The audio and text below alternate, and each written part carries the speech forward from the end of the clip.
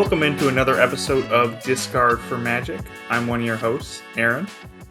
And I'm the other host, James or Jexic.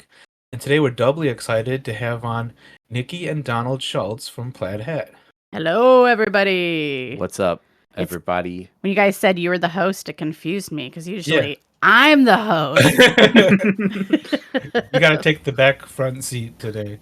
Well, last time Colby was on, he said he was a host also. So you can be a host too, Niki. Hell yeah. Yeah. Third host, Niki. That's some stolen valor on Colby's part. I've never seen that guy host nothing. If you're a host, does that mean you're going to be a mutant? Because you're a host for like a mutation? No, never. If I found out that I was ever a host for something, I would end it. You're welcome, humanity. I'm a host like, an old-timey like horde. You know what I mean? No. Attila the Hun's host or whatever. Oh. That old-timey. When you said old-timey, I thought like 1920s, not... Nah, man. Yeah, that's what I was thinking too. Like, I don't get it. It's not how I do things around here. Well, thanks for having us. Yeah, I'm excited to hear your hardball questions. I'm ready for anything. I can't be stopped. Yeah. It's actually something I've been thinking about a lot lately because I have nothing better to do than think about Summon Wars sometimes. And I was thinking, let's say Plaid Hat developed they commissioned a graphic novel from somebody. Mm-hmm. Who is the main character and who's the main villain? Ooh. That's a good question. I mean, Colby would say like Sarah is the main character, yeah, he would. and he would say Rhett Talis is the villain, and that's the boring thing. I feel Yeah, like. that's pretty basic. I'm like, that's why you never worked in Hollywood, baby. I would say the villain has to be Fungal Dwarf. Oh, okay. Because I hate the idea of the Fungal Dwarfs. And you don't want to be a host for anything. Right? Yeah, exactly. Right. Don't like him spreading his fungus everywhere. Mhm. Because I'm like, oh, he's trying to take down Atharia with his fungus. Bad guy. And the monstrosity is the pet that he's like stroking in his chair, you know? Yeah, and it's like drooling on him. Ugh. Yeah. So he's definitely the bad guy in my graphic novel. But who's the good guy? Who's the opposite of the Fungal Dwarf? I won't mention James's, but I know who James has been thinking about as the main character. But I have a different villain, so I think it's fine. So the opposite of Fungal Dwarves, opposite of dark in the game is like light, and then opposite of growth, air. I don't think we have a light air faction yet, so that's up in the air. So you could probably pick anybody. Well, Ava flies, so they could stay away from the fungus, and they've been tasked with. But that's kind of. I wrote a Summoner Saga about that, where Ava and her people are forced to go down in the caves and they encounter the fungal dwarves. Oh, really? Yeah. So maybe she's flying around trying to warn people about the fungus. Well, it's like they get attacked by the Mountain Vargath, but then they realize the Mountain Vargath are possessed by fungus. Because, like, we've been allies in the past. What is this? And then the Vargath are like, they came out of that hole. And then they go down the hole. And then they run into the Obsidian Dwarves. And they're like, I don't think these are the guys. These guys are just jerks. And then they... Being a bird and being forced to fly through, like, caves, that's scary. Like, tight corners. Here's my thing. I'm a Hollywood exec right here. Okay. I'm boss baby. I'm Hollywood baby. And the way I see it is, no matter what people say, audiences want to connect to a hot person that looks like a human being. Sorry, that's just the way humans are. And so the cloaks are the main character of my story. And they're doing a series of heists to steal things. So they encounter numbers of different sort of factions, but then the whole time on their tail, they're being chased by... Yeah, who? Who are the cops? The Vanguards? Oh, the High Elves. The Vanguards are the High Elves, I would say, probably. High Elves is more fun. And then they're forced to work together because of fungal dwarves. Okay. All right, that all makes sense. Yeah. They're forced to work together to stop the bigger heist that nobody understands how it happens when the Shadow Elves show up and they're just like phasing all over the place. Ooh, yeah, I like the Shadow Elves are like the rival. This is great. The Dungeons and Dragons movie made like $0 and I think had a pretty similar plot as this. So Dungeons and Dragons movie was pretty great though. Yeah. I loved it actually. We saw it twice. I went into it extremely pessimistically and then was like, oh wait, this movie's fun. It's a good one of those. It would be the Dungeons and Dragons movie starring Chris Pine as Vlox, basically. Give that one another roll of the dice. I'd watch it. My idea was actually fairly similar. My main character is Celeste. And I've said this before. Like, I think Celeste from the Wayfarers. I know Nick would like this answer, but I think she has a built-in reason to travel because that's her whole shtick. So she'd go around traveling, making friends with Vargath and whoever else, maybe Ava. And ultimately, yeah, probably her big bad would be the High Elves because they're like trying to, impose curfews and laws and stuff to stop people from like traveling and having fun. Yeah, they're like lawful evil. Yeah, those high elves suck. Yeah, they're the worst. Maybe they're lawful neutral. Look, that stuff's all fake. I don't know. I like that idea. Yeah, I like the Wayfarers a lot. I like the Vlox idea also. That was going to be my main character. But my villain, I think, would be the person they're doing their final heist against, which is the ancient Crimson Order. And they're trying to steal an ancient artifact from the Crimson Order. Yeah. The cup with the blood of some summoner who is only in first edition. Oh, yeah. The cup of ancient so-and-so. The cup of Raoul. Those are fun. Okay, well, everyone get on it. Let's commission a graphic artist. Yeah. Let's all commission our own, though, and then see who wins. Yeah, we'll release them into market at the same time and just consume everybody's 6 sales, which would include the people on this podcast and their parents. Nobody will be confused about the different story arcs. It'll just be... Like, this does not match up with what James's was. Yeah, and my artist for this graphic novel... Leonardo da Vinci. Sorry, I called dibs. Oh, I already had Picasso. I mean, it's going to be a little abstract, but... Depends on what age Picasso. Like, if you got teenage Picasso, it'll be, like, really realistic. That's true. That's true. I don't know if he's still a teenager.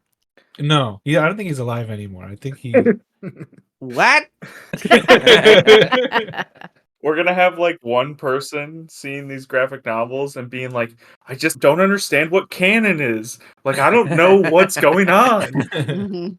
Yeah, the best part is it's, like, almost the same story in some of them. I feel like that's how I always felt when I would pick up a comic book in a comic store as a kid. The canon wasn't matching up? Well, because, like, you'd watch the cartoons and stuff. Oh, yeah. And so you thought, like, I know all about Spider-Man. And then you'd pick up, like, Spider-Man issue, stupendous Spider-Man issue 123 or whatever. And you'd be like, huh? Who the heck is this clone guy? What's going on? Yeah, I can't relate. I didn't get into comics till I was in my 20s. Wow. Cool guy. By then, comics were good. No, just kidding.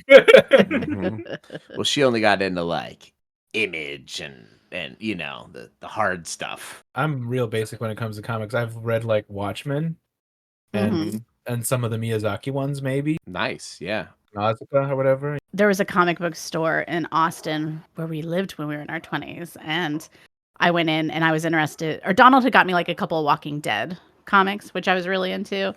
And then I told the guy I wanted to get into other comics, and he gave me the first 2 trades. Sandman, and he said, if you don't like it, bring it back. But if you do like it, just come back in and pay for them. And I'm like, that is so smart because that's like the best graphic novel. So it's like, oh, you got me. You got me. Was that a Neil Gaiman? Is that right? Yeah, it's great. If you ever want to have like a really good just Sunday, like when the sun is shining outside and the wind is blowing and it's just a nice day, sit inside and look at Amazon reviews for the manga of Nausicaa Valley of the Wind. 50% of them are people complaining the book was published backwards. That is so people funny. Just going like, I bought this for my son and the pages are backwards. Oh my god. Why can't they print a book right? Yeah, so good. I think this is some sort of knockoff. It's all backwards. Embarrassing. Yeah. Amazon's all knockoffs nowadays, I tell you what. That's true, yeah. Now that we have Nikki talking and stuff, let's ask how she came to work at Plaid Hat, how she found Summon Wars, all that good stuff. Oh man. Colby was a fanboy. Loved Nikki and Donald. We had a web series called Bored with Life that Colby found us. It was just on YouTube. And Colby reached out to us to like sponsor some videos. And from there, I guess Colby just liked us, and in 2018 asked me if I would join the company as the marketing manager. And he was like, I know you don't have any marketing experience, but we'll figure it out together. And I was like, okay, like we're friends. I like Plaid Hat Games a lot. So yeah, he brought me on and I've been there for over 5 years now. Longest time I've ever stayed at a company. Nice. Is that true? Yeah. Wow, you're a flake. I guess so. I mean, it's called We Moved a Lot. So yeah, so we just met through the YouTube series. And then I remember the first time I met Colby was at Chad Hoverter's house. They used to do a thing called, I don't know why, it was the Plaid Hat Party after Board Game Geek Con. And Colby was showing off Dead of Winter. Yeah. And he very nervously showed us the game. It was like us and Quinn's from Shut Up and Sit Down, so he had a reason to be nervous. Yeah. Wow. We played like a prototype of it. Yeah, it was really fun. Yeah, we just became friends. So that's my story. And then he would send us a lot of Plaid Hat games, and we got into Summoner Wars First Edition. He sent us everything for that, and Donald and I used to, including sleeves, like everything. Yes, everything. I still have it too. You guys have the fancy dice? I mean, yeah, I think so. Yeah. There's a huge box with everything. Yeah, we still have that. It's on our our third floor like gaming area. And sometimes I have a rug up there that like curls over. And when I want to flatten it out, I grab the Summoner Wars First Edition box and put it on there because it's so heavy. Yeah, the license box, whatever. Yeah. No, but I have good memories of playing First Edition. Donald and I used to like camp out in our living room. Just like sleep on the floor in our living room when we would play Summoner Wars on a little table we had. And I would usually be Vargath. She would usually be Cave Goblins or Sand Goblins. Sand Goblins, yeah. It was good times. Yeah. Jinx. Oh, dang it. You can't talk, Nikki, until he says your name. Nikki. Oh. Is it like Beetlejuice? How many times do you have to say my name? Just once? I think. Yeah, I think if you say it too many times, she gets possessed, and she didn't want that. So, if you jinx Beetlejuice, I don't know. Man, they should make a movie about that. Jinxing Beetlejuice. All right, get on. I write the script. Nah, I'm just gonna be a man. That's a little bit about your Plaid Hat backstory, Nikki. But I'm also curious, how did you and Donald meet? School. Not true at all. Really? We didn't know it. Nikki and I both went to high school together, but we didn't know. We rode the same bus. We rode the same bus, but we didn't really know each other. I was a popular kid. Yeah. Were you the same year in school, or was it one of those things where like, someone was a year different? It's like that's too far of a gap to bridge. 2 years older than him. Oh, okay. Yeah. And I remember we rode the same bus, and he would flirt with my friend Kathy. Yeah. And I'd be like, I don't like that. He's flirting with Kathy. Yeah. Because you're a cutie pie. Yeah. Yeah. But then when I was in college, he was friends with my roommate in college and would come over. Yeah. And then we just started dating. Yeah. And we've been together for, how old am I? We've been together for 21 years. Yeah. Wow. I remember I was over at my friend's house. Her roommate was Nikki, who I did not know, and Nikki had some of her art on the wall, and I was like, I like this art. I want to meet this girl. And then I met her, and I punched her in the face because I had to assert my dominance. And then it's been that way ever since. So you're abusive. Yeah. No, it's funny because at the time I was crashing on their couch because I had gotten kicked out of my house in high school. I'd like the record to show I was a good boy. I just had a bad stepdad. I was crashing on their couch. And so that I kind of like Nikki and I have kind of always lived together as long as we've like been a couple, which is kind of an interesting dynamic. There was no like getting to know each other like period where we could pretend to be different people than we were, and I feel like that's like part of the secret of our sauce. Like we're best friends and kind of hate everybody else. And then like so Donald joined the company later, right? Or a little bit later? He joined summer of 2020, which I'd like to say very funny that my boss would offer my husband a job without talking to me. It's true. Nikki was not involved in that conversation. I was gonna say, like, did you have to inform HR and say what HR? Nikki, Am are I you HR? Yeah. Sometimes I make a joke that I'm HR when people say they're gonna report me. I go, report me to me? I don't think so. Oh man, I used to work for Baylor Hospital in Dallas. And it was like every few months they would have you watch the same harassment videos. And you never learned. No, never. They kept making me watch them. I'm like, I'm not taking any of this information. No, it was just But like, look at her dress. What's he supposed to do? Not talk about it? But yeah, Donald joined summer of 2020.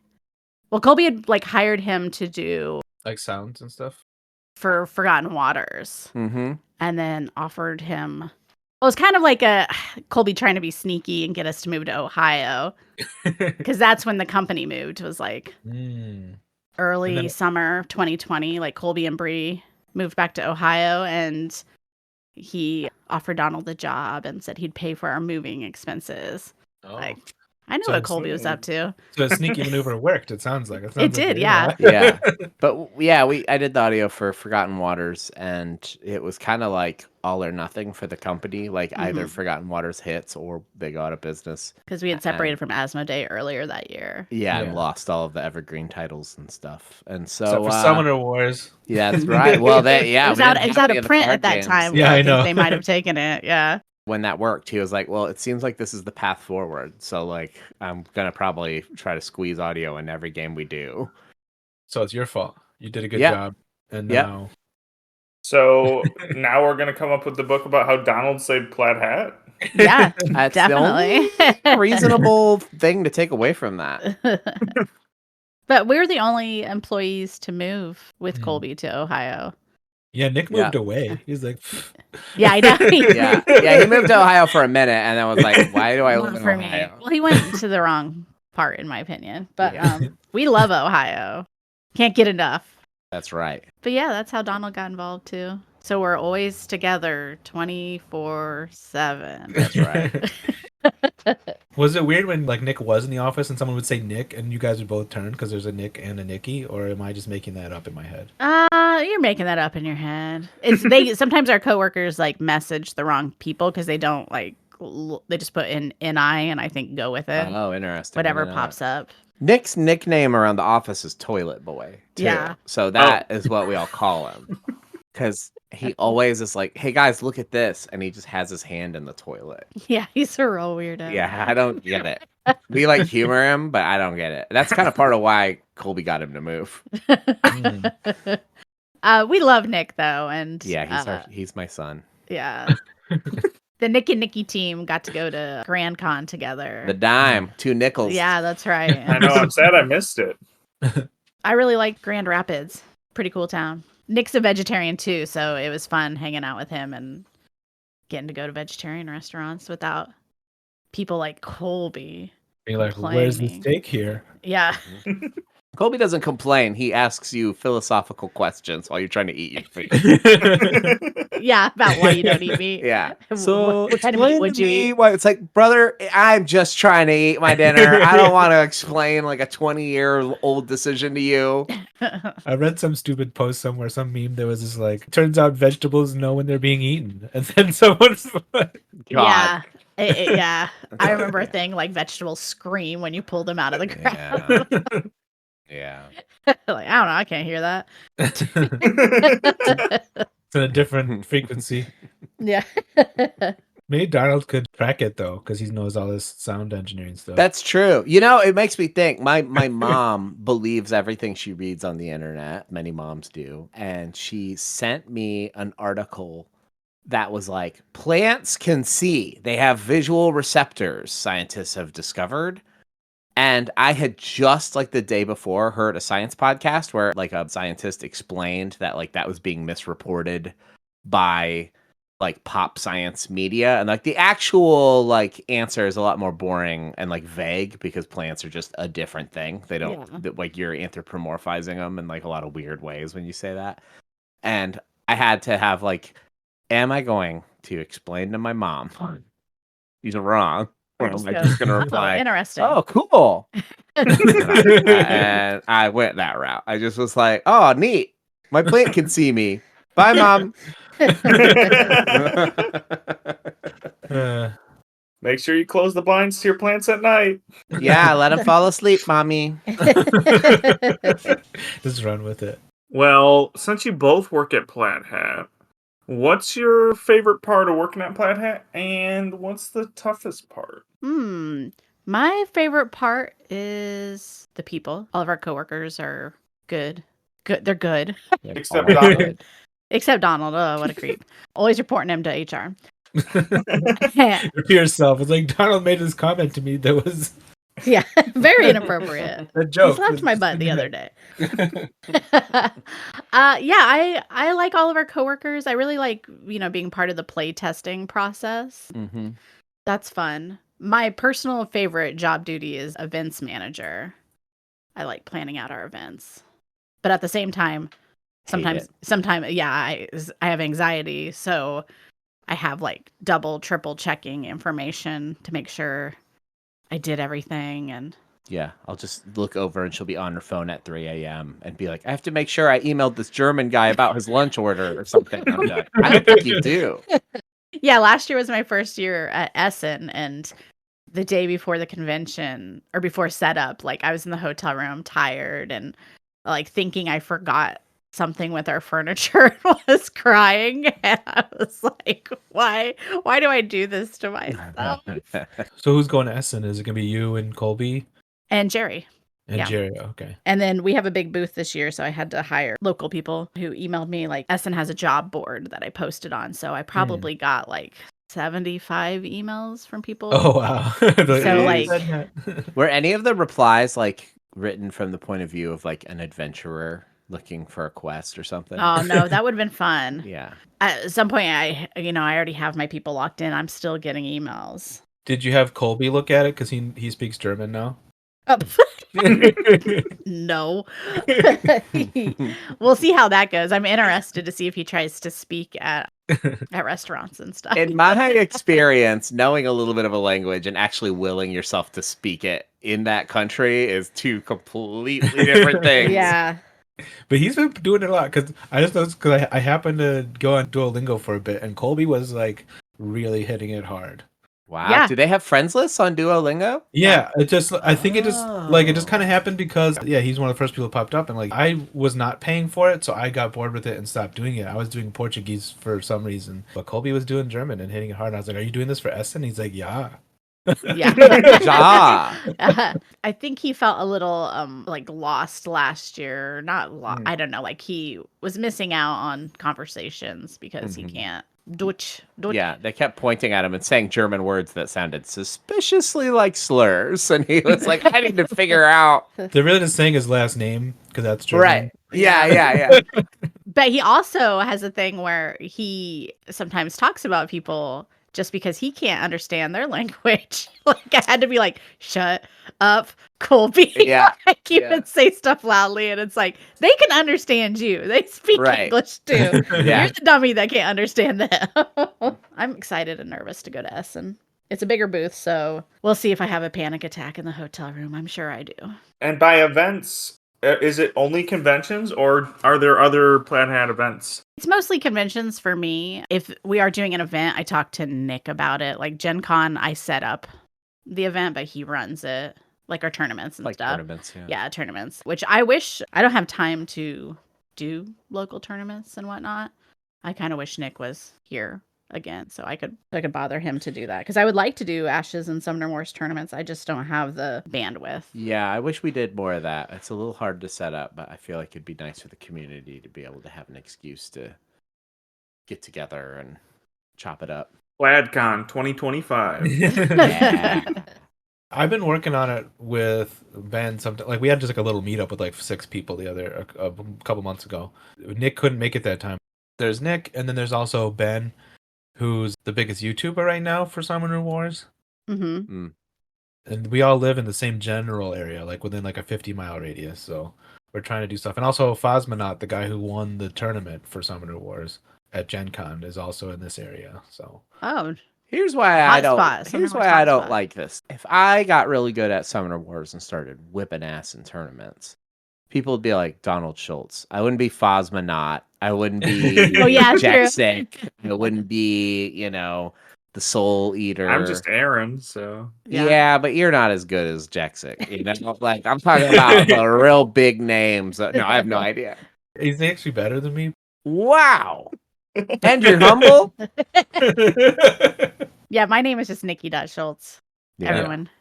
yeah. sees me My coming. name's not like Orange Lazarus or something, but Right, yeah. You always be like, oh, Orange Julius won the tournament. I don't know who that is, but he sounds very intimidating. probably makes a mean smoothie. Yeah. What is your favorite thing about Plaid Hat? Oh, uh-oh. She's hosting. She's hosting. Do you guys want me to answer that, or is that a waste of time? Yeah, go for it. All right, No. all right, they'll allow it. My favorite thing about working at Plaid Hat is in the past, I've worked in video games and film and TV and stuff like that. And also just like live events and stuff. And the size and scope of those projects mean that generally speaking, your input into a project that is not yours is pretty limited. There can only be so many cooks in the kitchen, but I feel like I generally get more, I don't want to call it respect because it's not like a personal thing when you're like working on a film and nobody wants to hear what the sound guy thinks about how the shot should be or something. But it's a lot more, for lack of a better word, democratic's not the word I'm looking for, but it's the word I'll choose, you know, which I find very nice and enriching. And then the downside of it is that I like all the people. And so playtesting games sucks. It just sucks. Yeah. Play test the game and I go, all right, figure out what's wrong. You go, yeah, you just go like, I liked it, and then walk away. But when you're telling somebody why their thing they're working on is bad in your opinion, and you really like that person, that sucks, you know? But you feel an obligation of like, we're all in this together. The worst thing that could happen is I say nothing and it goes out, and then other people hate what I hated, and you didn't know. You know, like you can make your own decisions, but like if you didn't know some people hate this, that would suck. And that's just tough in any creative thing. You know, it's the double-edged sword of Plaid Hat is that everybody kind of has input, but sometimes it sucks when everybody has input. Yeah. Especially when somebody's telling you your game sucks, which Nick is really good at. Yeah. And I can pinpoint stuff. Yeah. And so that stuff is, you know, like I said, double-edged sword. Sounds like there's still some hard feelings about Nick tearing freelancers apart. Thankful. But yeah, screw him. Sorry, I was eating ice when I said that for some reason. Yeah, the best changes to the game came about because Nick at like the 11th hour was like, I don't like this. I kind of weirdly love that kind of feedback in a way, as long as it's like actually constructive, which it usually Why is. you don't like it kind of thing instead of just this sucks. Yeah. The most frustrating feeling, at least for me, is when you show somebody something and they just say like, yeah, I liked it. And you're like, feels pointed. I can tell I was looking at you while we were playing. You were not having fun. Like prototypes are weird. I mean, for me at least, because I'm not, you know, at on site or whatever with you guys.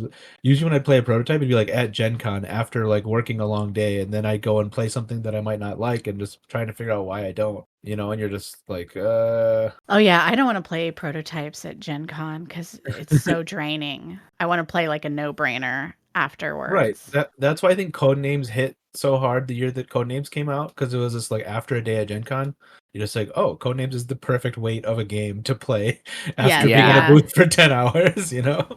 Yeah, I always joke that people who, you know, like Plaid Hat's games would be shocked to see how dumb the games we play at when we all get together are. Yeah.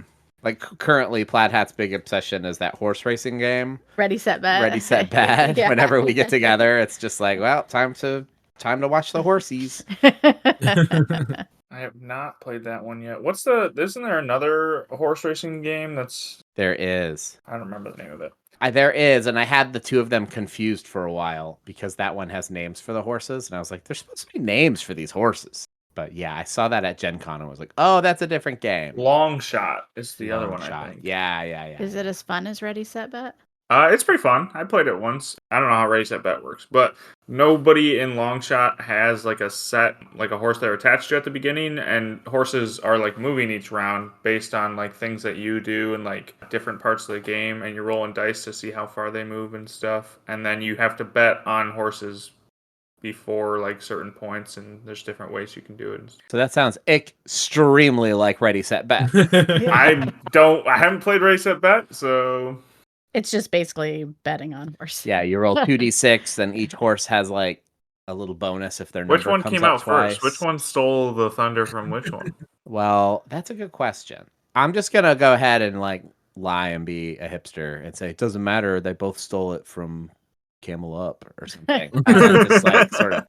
I don't know if y'all ever played Panic on Wall Street, but that game has a very similar vibe of Ready Set Bet. Yelling. But it's much easier to teach than Panic on Wall Street. But that's one of my favorite. Like there's 11 people in a room screaming games. And Yeah, it's a genre of game I love. Chinatown is like that. Yeah, Chinatown's a good one. You're yelling at each other to like, don't listen to him, listen to me. Right, stop looking. Do a deal with Nick. me. Yeah. Yeah. We're talking a lot about Nick. Yeah, I mean, Nick should just be on the podcast. Let's just get him in here. I mean, Nah. apparently Longshot came out in 1962 originally. What the hell? Wow. By Parker Brothers. So, and Ready Set Bet was 2022. So I think Longshot came Yeah, out first. I think there's a clear. Yeah, Wow. but it's such a long time. People forgot about it. You know, it's Mm. like how long does it take before something becomes just like a common thing? You know, like Alice in Wonderland's so old that people can just use it now in games. Well, the new Longshot, I think, was also 2022. So the new versions came out like the same year. But the original of 1962 by the Parker Brothers. Those damn brothers. What are you looking at Board Game Geek for? I was looking up. Somebody asked, "What's the difference between Longshot and Ready Set Bet?" There is no difference. They're the same Yeah. game. Same game. Somewhere the designer of Ready Set Bet is screaming, and they don't know why. He's like, "There's a big difference. I made it this way for a reason." According to BGG, it's that Ready Set Bet is simultaneous real time. Ah. You're all just screaming over each other, like, come on, 6, come on, 6. That's fun. I think our kid could play Like that. Pit, you're just like yelling at things and Donald was the idea man for like a frog faction, but also the Chosen Grove, which are coming out soon. It might be out by the time this podcast is out. But we know that Nikki pitched an idea on a Plaid Hat podcast episode about a barnyard chicken faction. Can you tell us a little bit more about that? Well, you're incorrect. It was not a barnyard chicken faction. That's ridiculous. Chucklehead. That's ridiculous. It was a group of dogs that had a sheriff that was a chicken. Duh. The summoner is the chicken. It was a the barnyard summoner... dog faction with a chicken as a sheriff. Are you sure? That feels so backwards. No, the chicken was the only one that was a chicken. The summoner was the only chicken. Guarding a flock of dogs. How did I think it was a rooster? I think it was a hen. Oh, okay. In my head, she's no a hen way. with a vest and a little star that says sheriff. You like that? See? Yeah, Colby, I felt like just dismissed it entirely. Man. Yeah. That was years ago. I barely remember what any of my ideas were, except for, which is the best one.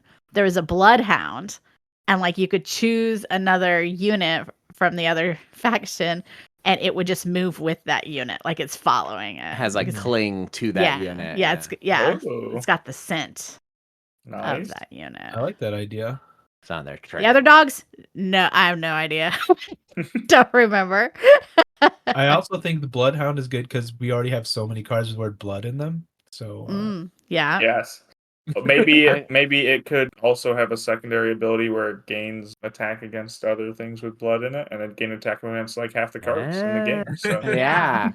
I saw people on the Discord, I can't remember their name, maybe y'all will, compiled a list of like every keyword across cards that like gets repeated that has not been used. that was Rosalind, I think. Who Very incidentally also wrote a very fun article that I don't know if I want to talk about now. Is it the top? Yes, the top. Yeah, Nick told me all about that at Grand Con. Which summoner would be best at topping? Yeah. Mhm.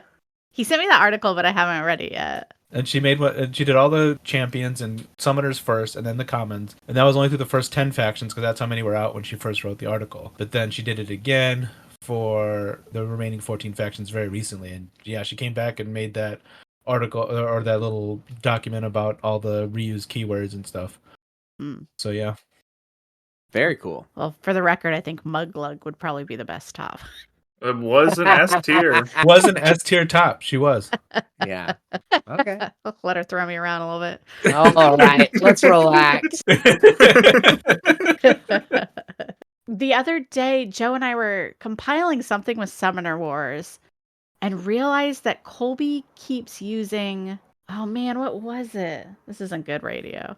It's like FD or something. Like, he keeps reusing the same letters. Yeah, because I was like, I don't know which one we're talking about anymore. This is the same. He's like got for faction names? Yeah. SE. Or was it S's? Was it? There's a lot of S's because SE for Savannah Elves, and then Shadow Elves, we had to make them SH. Yes. SG for Storm Goblins and for Sand Goblins. Yeah, he's got to stop it. Yeah. There's a lot of S's. And we joke that those are the S tier factions, and in half the cases, it's right. Wow. Yeah, it's like half the factions, though, are like S starting with it, so. I feel like it's hard to change the nature of the English language to just have a lot of basic words that begin with the letter S. Nah, he's got to figure it out. Well, I mean, he took out one of the J's, and there wouldn't have been many J's, because those would have originally been the Jungle Elves, but it didn't make sense for them to be Jungle Elves anymore. Yeah. So. I like the Savannah Elves a lot. Yeah, they're cool. What's your current favorite faction in second edition? Both of you. Go. Same time. Phoenix Elves and Crimson Order tied. Okay. Wow, yeah. I'm birds all the way, the Sky Spear Avians, but I have been getting good results with the Crimson Order lately, and they've been kind of creeping up my rankings. Oh. So that's why you guys are together. You're Crimson Order players. Yeah. I realize it's because I like both of those because I can protect my summoner. With Crimson Order, I can always throw a cultist in front of myself. Attack and then throw a cultist in front of it. As, and then cover. with the Phoenix Elves, Maldaria can get up there, and then I can always call a unit over to protect me. Because I'm scared. I'm a scaredy cat, I guess. I don't want to leave myself vulnerable. I had a really funny joke that I was going to put right there.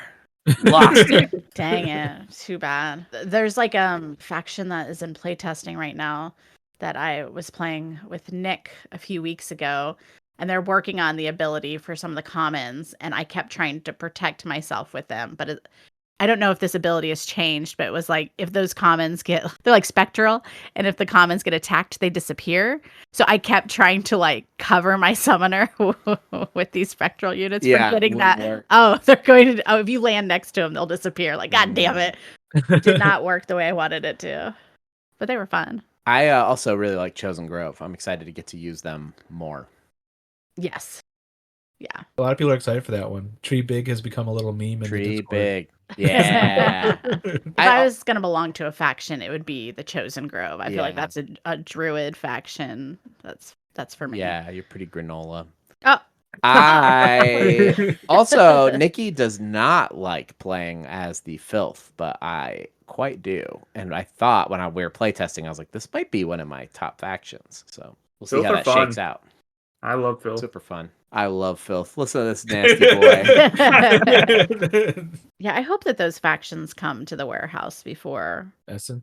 Yeah, before we head to Essen, because I'd like to get them shipped out. SN. Another S. It's another S. Oh no! Man. It never ends. Mm-mm. The Swamp Nixies. Fantastic. What about Swamp Narwhals? Swamp Narwhals. Oh my god. I need someone to give me lessons on how does, like, I don't understand how swamp works work. I literally am not smart enough to understand what's going on when I play against them. Yeah, so I'll explain my journey with them because I was really bad with them at first. And I was like, man, Emerge is such a bad card. I never play it. And everyone's like, Emerge is the best card in the deck. You have to play it. The main thing I was doing wrong is like I would summon my units to move and attack with them, enemy units. And that sounds like the thing you do, right? But really, that's how all the other factions work. But you want to summon the units just to get boosts on them and have Muglug be like the only unit that's attacking. Maybe one other unit. might attack. So you make this swamp of little like bog shamans and vine mancers in your back rows, and just get a bunch of boosts on them, and then have Muglug smack stuff around. That's the Cliff's Notes version of it. She's like a superhero. And then the tough part, and this is something I struggled with for a while, is you want to then use the Vine Mancers to keep Mug safe, because I would be like using Mug a whole lot, and then I'd be like, wow, I'm very exposed. But man, did I hit for a lot of dice that last turn. Right. And so you use those Vine Mancers to just pull Mug back into the swamp, and then you hit for a lot of dice, and then you can't really be hit the next turn unless they overextend, and you're like, please, come into the swamp. I want you to be here. Come into the swamp. Okay, that makes sense. I didn't really think about using Vine Mancer on my own units and stuff. That's a big thing to do. Or in some cases, pulling something closer so you can hit it. You do that too, but a lot of times it's like use at least one of them to pull Muglug back down. I've had some good fun when it gets tight in a game of Summoner Wars and they're trying to hide their summoner from me with Crimson Order of like shenanigans of killing my own cursed cultist or whatever. The Doom cultist. Yeah, like just pushing them in there and then killing them and returning them to my hand and all that stuff is very fun. Whereas they're like, I will get you. Yeah, you can't hide from me. Yeah. This crazy lady's gonna kill herself. What are y'all's favorite factions right now? We just did fun tier list. James, what was your top? We agreed that one of my S tier fun factions was the Wayfarers. I've been playing them a lot in Open Queue and other places. Wayfarers, I like the flexibility they have in just getting at the summoner. I tend to not like to play a longer game, so I'm not the biggest Crimson Order fan, but I appreciate them, If the game goes more than like 20 turns, I shrivel up and die. So yeah. So I also like Obsidian Dwarves are another big one because they just kind of go in there and blow stuff up. Yeah, they're like the action stars of the 80s for the game. And we both like Cave Goblins a lot. That one was up there. I like Crimson Order a lot, so they were pretty high on my list. I think they're S or A tier for me. I don't remember which, but yeah, they were definitely up there. I like some of the longer grindy factions, like I'll infect things until we die. One of my favorite matchups is Fallen Kingdom versus Fungal Dwarves, and you're just going to keep infecting things until somebody makes a mistake or something. That's cool. Yeah, I've also really gotten into Polar Dwarves, which I guess they're kind of grindy, right? Yeah, for sure. Polar Dwarves are a fun faction in the fact that, like, when I play them, at least, I feel like they always go to end game. It's like, no matter what happens, you're, like, at the end, and you're at, like, a gate and a parapet, and you're just, like, shifting stuff around, trying to get that last hit or something. Yeah. Although, like, not too long ago, I had a Polar Dwarves game where I had a Ice Ram and Shift in my first hand, and I just sent my 10 gate right at the opponent's gate and blocked it. And just decided. Rude. And I ended up winning that game. I was like, this is fun. So the Polar Dwarves are a little more flexible than we give them credit for. I remember there was a game we probably mention all the time, or used to, where Orange Lazarus was like blocking Aaron's gates as the slap me in the face. He was blocking his gates with like frost mages that with one attack, but just using them as blockers. It was a crazy game. Yeah, he beat my Fungal Dwarves in like 3 or 4 turns. Just like he pushed everything up turn 1 and just like shifted things into spots and rammed things, and then had a frost mage that he just like pushed into one side of my gate, and I like couldn't summon things and didn't have cards to summon things, and I couldn't find another gate, and I was like, this is over. It was over by like turn 1. Listen, his mama didn't name him Orange Lazarus just to lose to you, you know? I know. He's not going to lose to a punk called Aaron. I mean, come on. Exactly. I want to be a person where, like, if they see my name pop up and I have, like, the Phoenix Elves, people, like, fear is in their heart. Like, oh, shit. It's Nikki.Schultz with the Phoenix Elves. I have no chance. I think we should have tags for employees. They do now. We have hats. Oh, do we? Yeah. Oh, okay. Do you not the have art? a hat? Yeah, I have a hat in the art.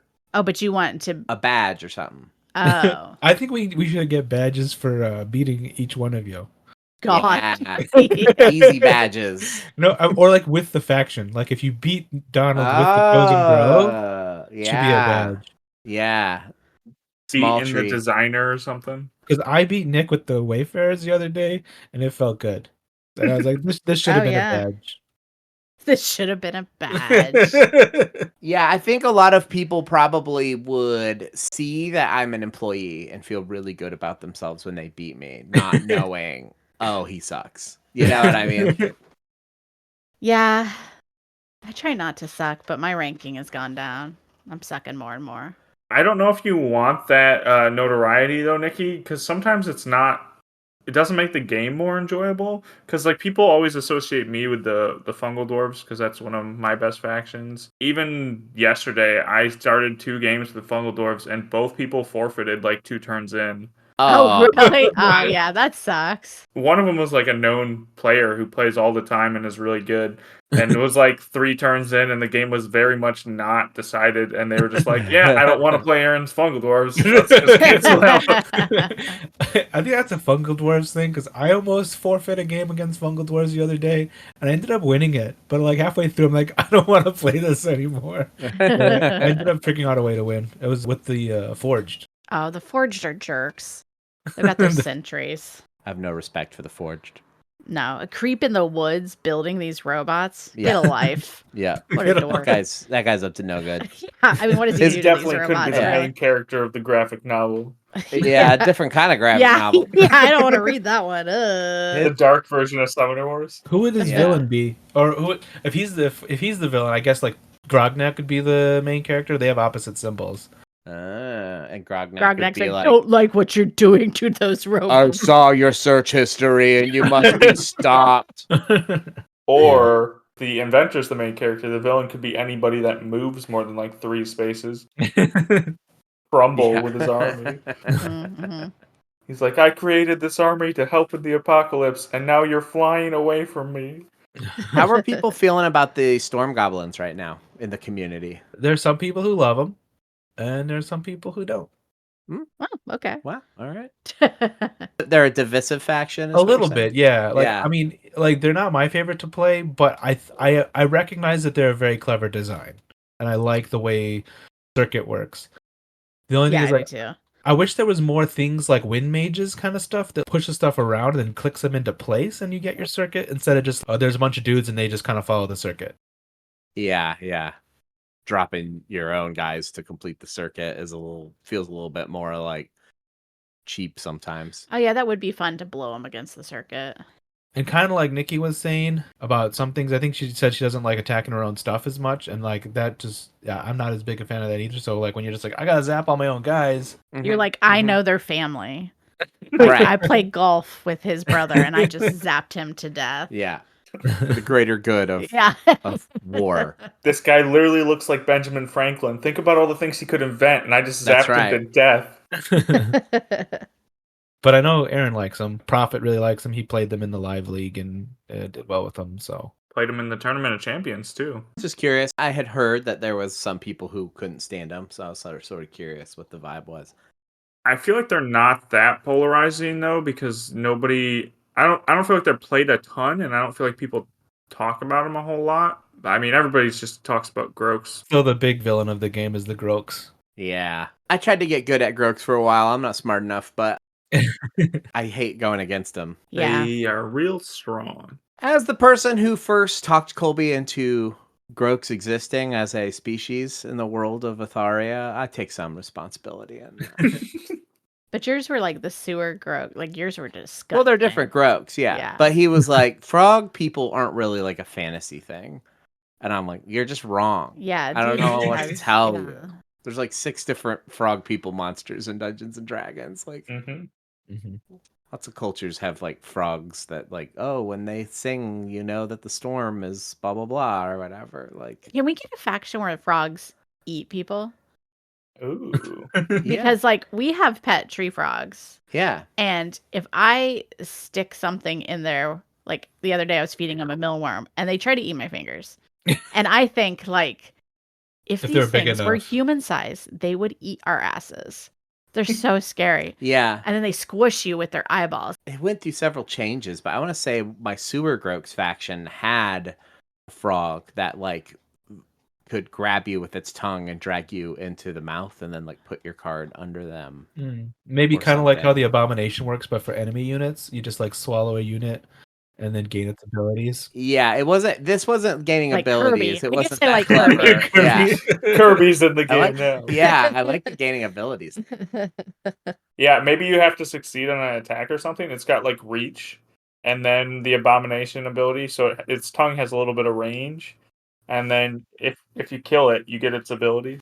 It could be a little bit like ability that what's her name has for the breakers, where it's like instead of destroying it, you can Take over it. it, Yeah. but like Mind instead capture? of destroying it, you can tuck it and like gain its abilities or something. Ooh. Cool. Forgo the magic for it. Yeah.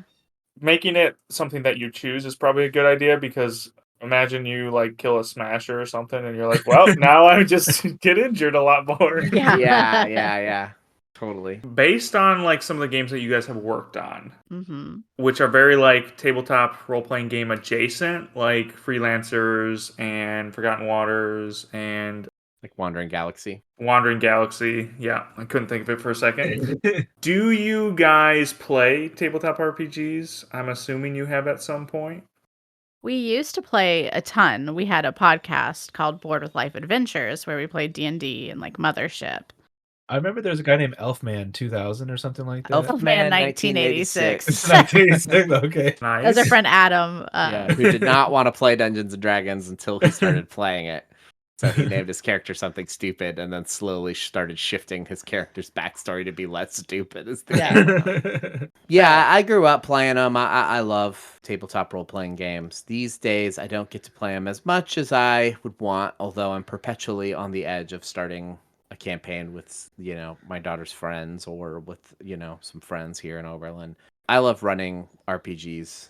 I tend to skew towards the sort of like exploration-based, adventure-based sort of ones rather than the story and narrative-based ones. My friend Sean, who designed the game Mothership, he always says like he likes RPGs that make you feel like you're doing an escape room more than like collaborative storytelling. And that's kind of where I'm at this phase of my life. I used to be really into the storytelling, but now I'm old and dead inside. And I just want to like make weird situations and go, how do you solve this problem? I like solving those problems. During the pandemic, Donald ran a Dungeons and Dragons campaign where people could just hop in and out every session. Open What was that table called? Game. I was running the Mega Dungeon Stonehell using old school essentials, which is BX Dungeons and Dragons, but formatted to be easy to read. And I was like, I don't know if this will be any good, but if anybody wants to play like 1970s Dungeons and Dragons, hit me up. You had a lot of people, a lot of friends. There's 31 people in that group, and then I would just wow. kind of hop on and go, all right, like first 8 people can get in. I died in that game. Nice. Your hit points are very low. Yeah. Old D&D is very much like, again, like it's like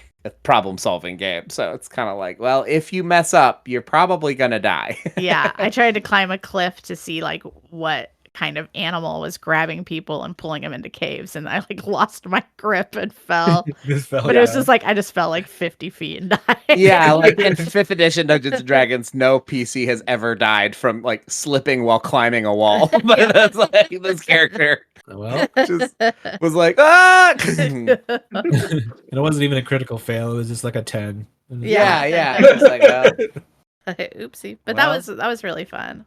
Yeah, I'd like to do that again. There's some things about it I could have done better, but that was a very interesting learning experience to see that old version of Dungeons and Dragons and how different it was and how it worked. Because I feel like so much of that stuff bled into like all game design that we almost take it for granted. Like I hit feel points and stuff. Yeah, exactly. Every app now basically has experience points. Like it doesn't really matter what it is. You're unlocking stuff as you use the app more, like Duolingo has experience points. Like to see the origins of these things is interesting. One of the nicest things Colby has ever said to me is that he puts me among the top role players because he enjoyed listening to our podcast and it made me feel good. Yeah, he was lecturing Joe because Joe said he didn't like RPGs. And Colby said, you've never played with Donald. And so, like, I don't care if you didn't have fun with your dorky friends. You should play with Donald before you just start saying you don't like playing RPGs. Yeah. Yeah. You're supposed to like teach his in-law how to play. I was ready. He never followed up. Cancel Joe. Hashtag cancel Joe. That's not on me. Well, the thing that perked my attention on this again, and because I've thought for a while that Summoner Wars would make a great tabletop RPG, but I recently saw, and I know, Nikki, you've read these books from one of the Plaid Hat podcasts, creator of like the Mistborn trilogy and the Stormlight Archives, I think is the other one. Brandon Sanderson. Yeah, Brandon Sanderson created a new RPG like world out of his world, like the Cosmere RPG. And I just feel like there's potential for there to be a Summoner Wars tabletop RPG. You know what's funny about that is we have talked about it internally as a company much more about Ashes than Summoner Wars. Yes, I think because Ashes has so many weird dice, there's just like, it seems like there's something there. But no, yeah, I think that could be cool. I could get into a Summoner Wars RPG. If anyone was going to design it in our company, it would be you. Yeah. I feel like Bistro has a lot of RPG background too. Totally, yeah. But he doesn't really play Summoner Wars. He used to. So got his ass. Wow. Calling him out. Calling him out. I remember playtesting against him a long time ago, and that's probably why he stopped playing. Whoa. You just beat him so bad, James? I just did. He was like, what is the... Well, okay. In my defense, it was back when the Jungle Elves were even more powerful than they ended up. And he was playing the Fallen Kingdom, which was a bad matchup. And he was just like, I had no chance. It was over. It was either Jungle Elves or Cloaks. It was back when during that testing cycle when Jungle Elves, when we were making like playtesters used to make jokes that the Fallen Kingdom were bad and these new factions were pretty good, and it was just like we didn't know how to fix the Fallen Kingdom not being strong problem, and a lot of the nerfs that like the Cloaks and the Jungle Elves got in development were just to try to make the Fallen Kingdom matchup salvageable. Because it was one of the first times we actually had like assassination potential and long reach, and Red Talus used to damage himself with his force summon. So if he got down to like 1 or 3 life, he was very vulnerable to Lioness shenanigans or Lioneer shenanigans. So I'm curious about the Summoner Wars RPG. Do you imagine you're playing as a summoner? So I think you could go from 2 different angles. One, you could go from the aspect of like you like find a summoning stone very early in the campaign and become like a summoner. Or you could go from the aspect of like you're just in this world where these are the like ruling factions and they all have summoning stones, and you like are either working for a faction or like a part of a faction who's trying to do something. I think either way could work. Yeah, I would definitely be more inclined to be like, we're like a ragtag group of like people from different factions trying to end the forever war, of this, like power to the people, like screw these summoners sort of thing. So do you want to capture the summoning stones and destroy them? Yeah. It's like the One Ring, but so many like people have been 16 destroyed guys. in this pointless war. Just everyone trying to vie for power. My cousin Fred, who is a storm goblin, played golf with the summoner. He just zapped him. Didn't even care. Yeah. Yeah, I like that idea. That's fun. Yeah, you could use the dice, like different checks, use different symbols. Yeah. Yeah, and I think just also even just from a tabletop RPG aspect of if it's like 5e or whatever the current version of D&D is now, D&D 1 or whatever they're doing. Yeah, I feel like it's kind of like a 5.5 situation right now. Yeah, if it's adjacent to that, I feel like there'd be a huge like group of people who would just probably buy it just for all the cool races and stuff and different aspects of like, I've never seen like a storm goblin in D&D. Like, I would love to be a little storm goblin running around electrocuting people. That I could see, like, as a setting for, like, a pre-existing sort of thing. Here's the thing about the RPG world and why I'm jealous of them. Most people, and this is a call-out, and I'm not scared. I'm a member of this community. I'm allowed to say it.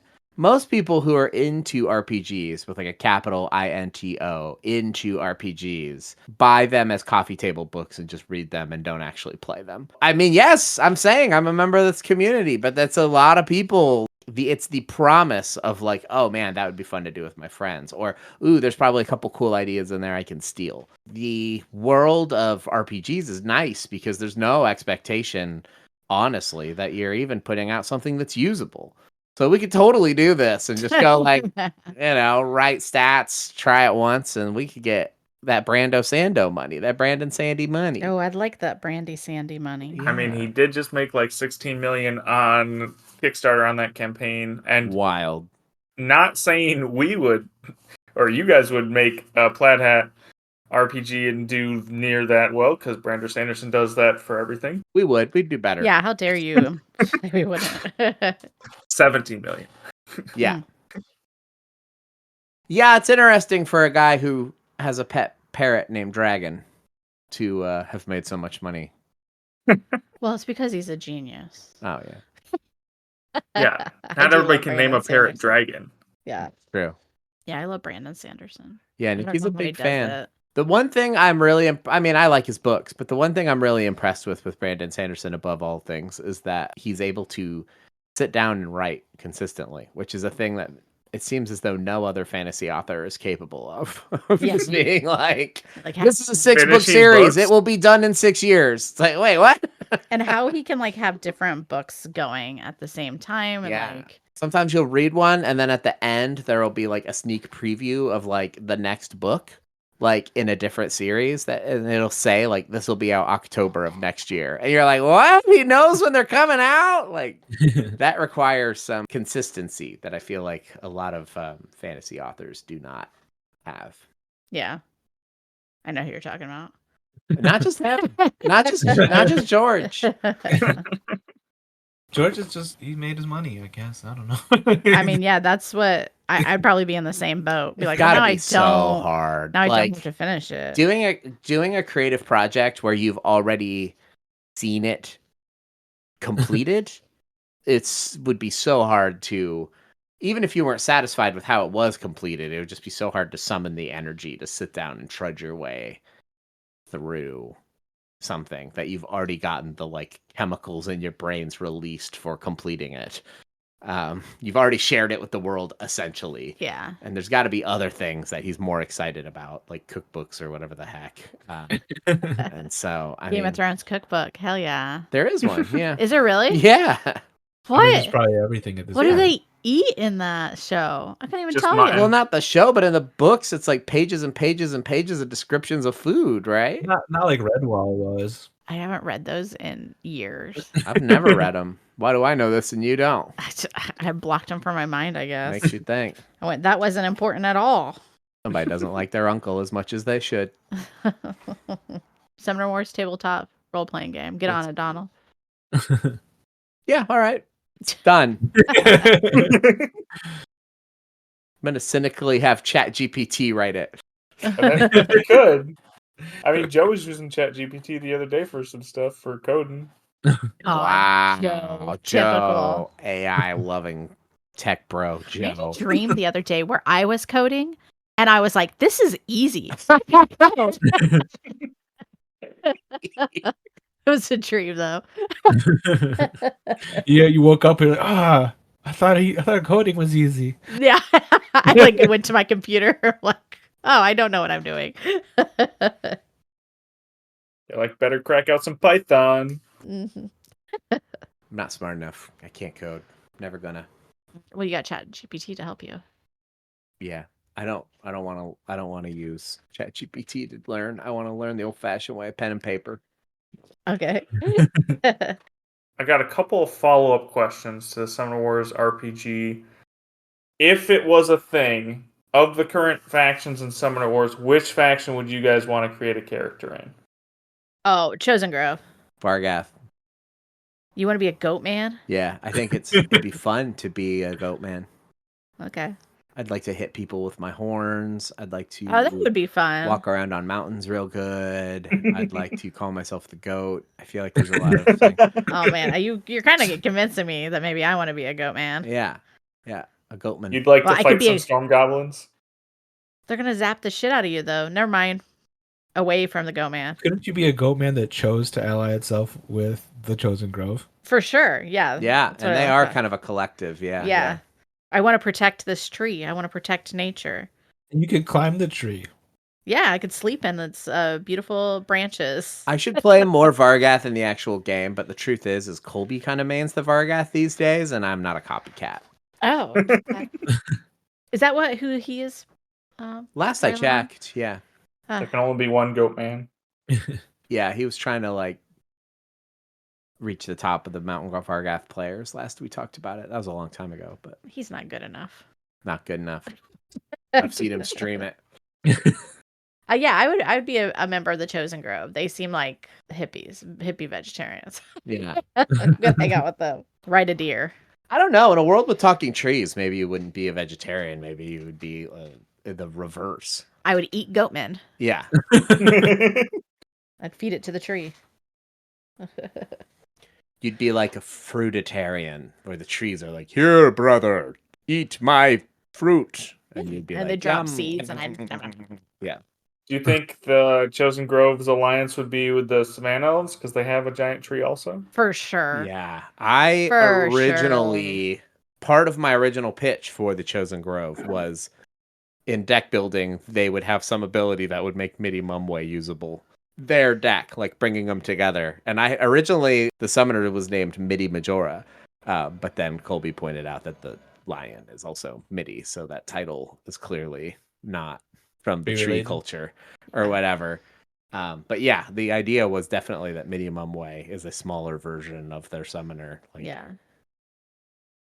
So One day might be a big tree. Did the tree become bigger after getting the summoning stone or before? they grew with it inside them. So I Oh. guess after, because it's like So it's like an embedded in their accident. chest. I think maybe, I don't know. or some. I mean, they're the Chosen Grove, so maybe some other summoner is like, I don't need this. I'm gonna put it in a tree and see what happens. Yeah.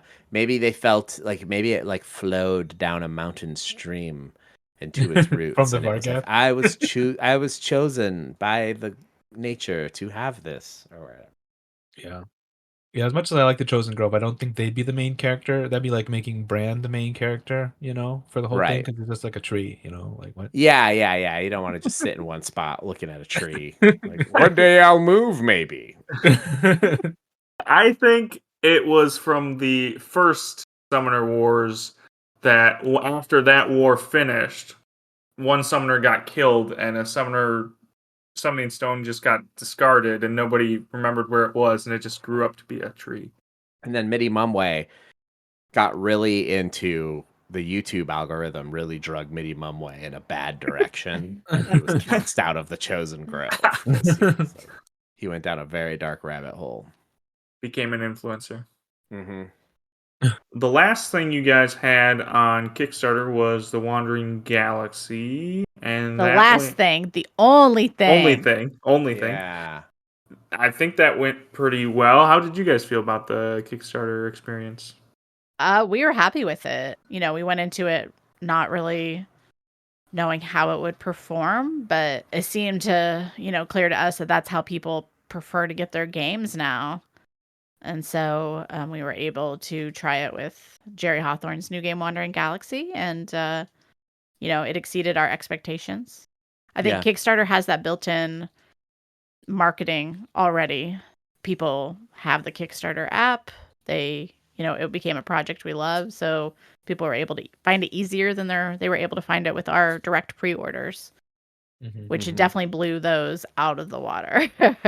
The wrinkle here is that I think also the way we did it in using like backer kit as like support and stuff pushed us to spend more on ads than we ever have before. And we saw a big payoff with those ads, but it does make you wonder like, oh, if we were to do something independent again, we know we have to spend a ton on ads. Right. Would we be willing to spend like that much money on ads again? Yeah, it was also nice that Joe usually makes our pre-order sites and takes a lot of time on his end. But since, Kickstarter handled most of that. Yeah. Kendall and I our graphic designer, Kendall, we were able to just go in and make the page ourselves without Joe's help. Sounds good. It takes some pressure off of Joe. Yeah. Yeah, he can't handle the pressure anyways. No, he cries a lot. Speaking of, I'm launching a new Thickstarter, which is a website to get me butt implants. So nice. Thickstarter? Yeah. So if you guys want to go to THICC? Yeah, Thickstarter. Don't go to that. I don't know what that is, but don't go to that URL. I will not be held responsible. He's Googling it now to see what it is. It's gonna be nerdy, right? It's available. Kickstarter. But I think that's how we'll go forward from now on. Is probably Kickstarter, yeah. But not Summoner Wars because it's already got the. Yeah, Summoner. Well, yeah, Summoner Wars is. We have the subscription plan. Yeah, it would be nice. That's the thing I constantly harp on. Is it would be nice to release some old. This is just me talking. I don't think this is the company's goal. But I think it would be nice to release some old pre-existing Summoner Wars content in a easy to on-ramp version of the game on Kickstarter or somewhere to just get new eyes on the game. Because I really feel like there's a lot of people who would love it that still don't know it's back, even after all this time, or have never, really took the time to find out about it. And we could have like premium components and stuff for current players. Or something, I don't know. Yeah, but obviously the subscription thing is the reason the game is alive, so I don't think we would like invalidate that. But I personally think like it'd be nice to do like a 2025 starter set with like 2 factions that subscribers already have, and it has like dice. I don't know. Miniatures for the summoners as an add-on. I always joke about that, but I do think that some people would be down for that. But even though like the core audience is like, I like this because it's not miniatures, Yes. Oh, yeah. for sure. I thought it was interesting you mentioned that too, because like I think like the French and Spanish translations have like box sets for like 6 factions at a time. For like they release like whole waves at a time some of the time. Yes, they do. Yeah. Yeah. Something like that. I don't know exactly how. I feel like that's something. Again, this is just me talking, not Colby, but I feel like that's something we would have to work with the community to figure out like what would be something that wouldn't make them feel like they got screwed out of something, but would still be exciting. Because also the thing that would suck is launching a Kickstarter that no existing Summoner Wars players have any interest in. Yeah. You know what I mean? Going like, I have all this, I don't want it. So I don't know exactly what that is, but it just feels like a way of getting more Summoner Wars players. Like, yeah, for sure. I mean, we sold more copies of Freelancers in the Wandering Galaxy Kickstarter than we did for the pre-orders for Freelancers. That's how big of a difference it was. Like the other games we were not kickstarting outsold themselves. Yeah, and I mentioned this to Colby when we had him on and talked about it, but I think just adding Summoner Wars on, even in like BackerKit or whatever you guys are using, as like a potential add-on, even after the campaign, you might see a ton of like people who are like, oh, I'll try that game also. Yeah, we did that with Wandering Galaxy because our pledge managers went out. And I can say that we have sold 5 all-ins. Last I checked. Nice. Yeah. I've always wondered who that person is. Just not my personality. To be like, I'll give this game a try. I'll buy all of it. Yeah. Yeah. Well, I mean, go big or go home, right? Do you guys have any, I'm sure you guys know inside the company, but is there any inkling or ability to share what the next potential game from Plaid Hat's gonna be? Ooh. We do know. What are you gonna give me? Yeah. Do you know? Yeah. All right. You know too. We've been talking about art direction. Oh yeah. Donald doesn't know. Well, pretending to know. Please tell me. I'm trying to think what's a good way to tease this. So there's that, what Nikki's talking about. And then we've also signed several games from outside of the company. We had 2 really good pitches at Gen Con. Wow. Normally one was Origins. Donald's an idiot. I was, you know what? That was one of those details that was just not interesting to the audience. And so I just facts matter, Donald. Oh, wow. Truth dies in the dark. Yeah. I had a guy come up to me and pitch a game that I thought sounded really cool. It almost felt like custom tailored to an experience that I had had in the past. Normally, those things kind of go in the like, neat file, but you're so busy at Gen Con, so much stuff is going on. It's hard to follow up on it. But when I had showed it to Colby, I was like, hey, here's this pitch. I thought it was a cool idea. He was like, interesting. I recognize this pitch. The guy emailed it to me, and I didn't immediately put it in the trash. It's in my folder of like, these ideas are okay, that I normally never open and think about again because I'm too busy. And so he was like, if you are interested in it, check it out. Like, talk to the guy, see if it's cool. And so I played it, not expecting much because, almost all games are not good. That is the magic of creativity, is that every once in a blue moon, somebody makes something good. This was, I thought, great. And then I had Colby and Joe play it, and they both thought it was great. And so that might be something in the near future as well. And so is the other one. So I don't know if that shakes up our release schedule, is what that's a long way of saying that. We have something planned next. But we're supposed to tease soon and then announce in February. Okay. Well, the marketing person knows better than me, so I definitely am wrong. We know exactly what's next. What's a good teaser? For the February announcement? Mm-hmm. It's a current game. It's a game that people who like Plaid Hat Games probably like. And these characters are hot. Well, now you just gave it away. But yeah. Yeah, I guess that's all we can tease. Yeah. Characters are hot. Yeah, we got a lot of stuff going on at Plaid Hat. Yeah. Yep. I got a game I'm working on in the background. Jerry's got another game he's working on. Nice. Joe has a game he's been working on for a long time we really like that might not be a Plaid Hat game. See how that goes. You're gonna force him to go outside the company? I don't know. That would be crazy. Be like, this is good. We're not publishing it. It's weird. We all really like it, but we don't know if Joe, we're the find right somebody person. else to publish your game, okay? Yeah. I mean, in the past, I think Colby has gone out of his way to help people and gone like, this is actually not something we could help you sell, but I can get you a meeting with somebody who will sell it for you. But it'd be weird to do that to Joe. Because he's an employee. Yeah. Oh, I mean, it'd be helping him. Yeah, I guess. But now that we have Kickstarter, maybe sell Joe's game. We could just put anything out. Yeah. Somebody will buy it. It's true. I've backed Kickstarters in the past, and quite often when they arrive, you're like, oh yeah, this. At least they arrived, right? Yeah. Yeah. Very true. That's one thing we're trying to avoid, is being one of those companies. We want the game to arrive at your door quick and for it to be good. Yeah. Be excited to show it to other people. Mm-hmm. What else y'all want to know? Where people can find you if you want to be found. Or what we can interact with. I'm not giving my address, you creep. I will. 642 Mumbleberry Lane. Oh, it's the same address. Nice. Yeah. I run the social media account for Plaid Hat Games. So if you go to Plaid Hat Games on any account, I'm there. That's me behind there. A lot of people think it's Colby. Sometimes people will say, hey, Colby, blah, blah, blah. And I go, not him. See how polite I am? You think I'm Colby? You're getting more than a one-word answer. Yeah.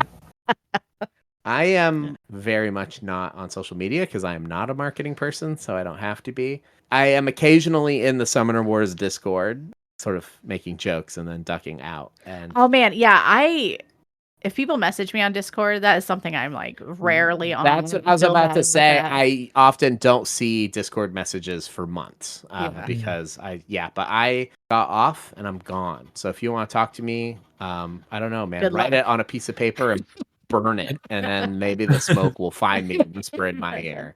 Put it in a bottle, throw it in the ocean. Yeah. Yeah. Have to be a Great Lake. Yeah. I could go on and on and on about my very extreme opinions about what the internet has done to us, but you don't want to hear that on this podcast. We'll do that on the After Hours episode. Oh, yeah. Yeah, I had to block some family members recently because watching them slowly lose their mind. Yeah. Like, touch dirt, nerd. Touch dirt. Oh, it's touch grass. Yeah. But no, these people I want to touch dirt. Yeah. Get even lower than the grass. Yeah. Get past the grass. So yeah, if you want to find me on social media, maybe delete your social media accounts and go meditate. Oh. We'll meet you in the, what's it called? The astral plane, baby. Is that what they're calling the metaverse nowadays? The corporate owned astral plane. You meditate and ascend to the metaverse where Zuckerberg gives you a little treat. Gives you a special badge to wear on emoji person with no legs. He would like show you something that would make you mad. He like right. He'd be like, you know what's good for engagement? Getting you pissed. Here's somebody saying Summoner Wars is bad. No. It's not. No, it's good. That's why It's it makes me fantastic. mad. Yeah. That's why we have a podcast about it. Wait, is that what this podcast is about? Oh, I should have told you guys that beforehand. That's I just assumed. I shouldn't assume. I was like, this guy's obsessed with something. And why are you bringing it up? Like we just want to talk about life. I mean, Yeah. Got chickens. I thought this was a meditation pact. well, we appreciate you guys coming on the podcast. Thanks for having us. Yeah. This has been fun. No, he didn't think it was fun. I said, yeah. He said, yeah, but he said it kind of low. It didn't sound like Donald. Sorry. I was channeling Muglug. Oh, please do. Yeah, I was trying to get Nikki's attention, for later. You can't tell HR we're married. And she is HR, so yeah, that's true. You have so many write-ups. Yeah, I definitely am the one who would be fired for HR if I was in charge. Oh, really? Because sometimes I see the messages I send Colby, and I like, oh, this is actually inappropriate to talk to my boss. I don't know. He ain't gonna do shit. I insinuated that his mother messages me for sex the other day, so I feel like I probably would be the first. Yeah, that's true. That was a little too much. You definitely halted the conversation. Yeah, everybody was joking, and then I made a joke, and the conversation just stopped. It's so funny. All right, well, we're both gonna get fired. Yeah, that's the thing. So you won't find us at Plaid Hat. And as their last day in Plaid Hat, they came on the podcast. And Yeah. It's been another episode of Discard for Magic, and we'll see you guys in a couple weeks. Bye.